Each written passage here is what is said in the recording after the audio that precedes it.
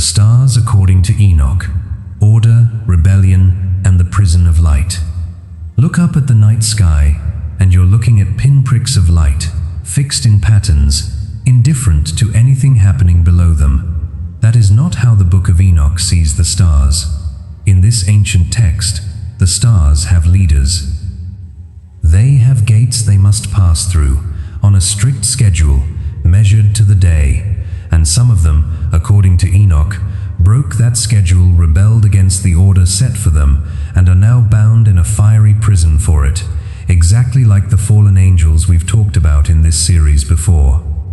This isn't a myth about gods drawing pictures in the sky, the way the Greeks told it. It's something stranger, a vision of the heavens as a living bureaucracy, precise down to the hour, and one small part of it that broke the rules. This is what the Book of Enoch actually says about the stars. A necessary correction. Before we go further, it's worth being upfront about something. The Book of Enoch does not tell a creation myth for the constellations the way you might expect. There's no scene of God naming Orion, or shaping the Pleiades out of primordial fire, the way Greek or Babylonian myth might narrate the origin of star pictures. What Enoch gives us instead is arguably stranger. A large section of the book, called the Astronomical Book, or the Book of the Luminaries, spanning roughly chapters 72 through 82, is presented as a guided tour. The angel Uriel takes Enoch through the mechanics of the heavens, the paths of the sun and moon, the gates through which they rise and set, the calendar those movements are meant to produce, and the beings who govern the stars themselves. So instead of asking, how were the constellations made, Enoch answers a different question: who runs them, and what happens when part of that system breaks down? That's the story we're telling today, the gates of heaven. According to Uriel's tour, the sun doesn't simply rise anywhere along the horizon. It rises and sets through a system of gates, 12 of them, 6 in the east and 6 in the west, and it moves through them in a fixed order across the year, spending time in each gate before shifting to the next. The moon has its own set of gates and its own calculations, and Enoch spends chapters working through the exact timing of its cycles, measuring how the moon's light waxes and wanes as it moves through its portion of sky, and cataloging how the solar and lunar calendars drift against each other across a year. This is, frankly, some of the most technical material in the entire text, closer to an ancient astronomical manual than to a myth, and that's precisely the point Enoch's author seems to want to make. The heavens aren't chaotic or arbitrary. They run on precise, calculable order, set in place from the beginning, and Enoch is being shown that order directly so he can carry the knowledge back to humanity. Beyond the sun and moon, the text also names leaders set over the stars, angelic figures assigned to specific groups of stars, guiding their courses through the sky the way a shepherd might guide a flock along a set route, season after season, never straying. Stars as living beings. Here's where Enoch's cosmology becomes genuinely strange to a modern reader. The stars aren't described as inert balls of light. They're treated as beings with agency capable, in principle, of obedience or disobedience. This isn't unique to Enoch. Across a lot of ancient Near Eastern and biblical thought, the phrase host of heaven refers simultaneously to the stars and to angelic beings. The two categories blur into each other constantly. Job 38 has God asking where Job was when the morning stars sang together. Judges 5 describes stars fighting from heaven against an enemy army.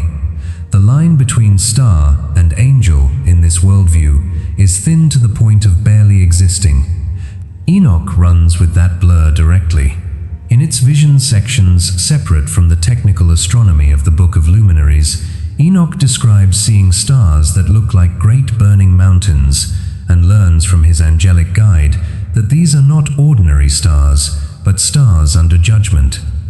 The stars that transgressed.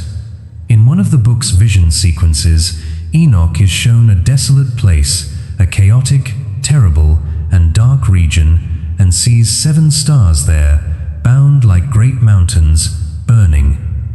He asks his angelic guide what he's looking at, and the answer is direct. These are stars that transgressed the command of God. They didn't rise at their appointed time.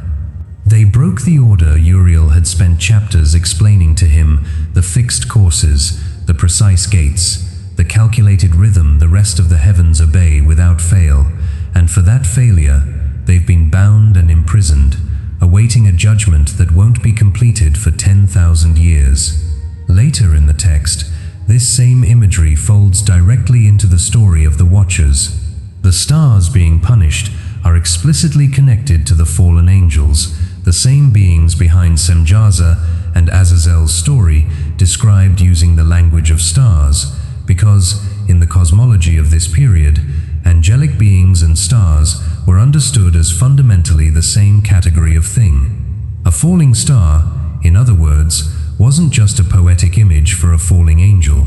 In texts like this one, it was closer to a literal description.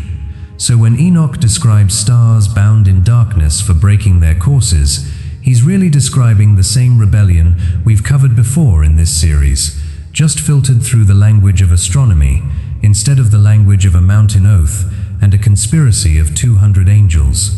The Watchers who abandoned heaven for earth are, in this part of the text, indistinguishable from stars that abandoned their gates.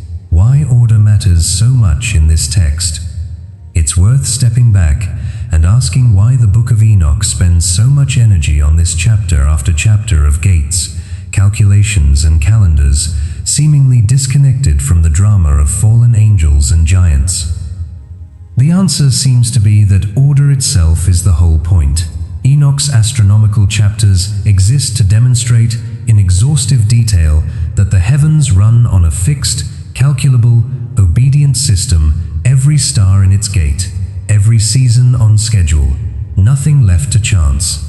And once that order has been established as the norm, the vision of the 7 bound stars becomes far more chilling by contrast. These weren't beings born rebellious.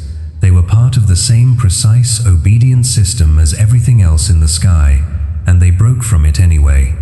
The astronomical book even carries a warning about human calendars drifting out of alignment with the true heavenly one, urging its readers to keep accurate track of months and years so their own observance of time doesn't fall into the same kind of error the stars themselves are punished for.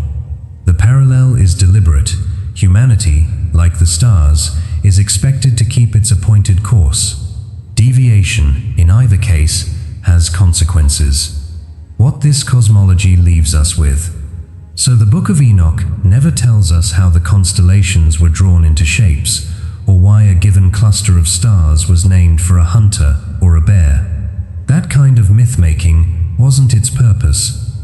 What it gives us instead is a universe that is orderly by design and terrifying in its exceptions, a heaven mapped with the precision of a calendar, populated by beings capable of obedience or rebellion, where even a star can break its gate and end up bound in darkness alongside the same angels who broke their own boundary on Mount Hermon. It's a cosmology where nothing in the sky is simply decorative. Every point of light is either keeping its course or a reminder of what happens when something doesn't. The Book of Enoch doesn't give us constellations shaped like heroes and animals. It gives us something closer to a courtroom in the sky, precise, watchful, and unforgiving of anything that strays from its place.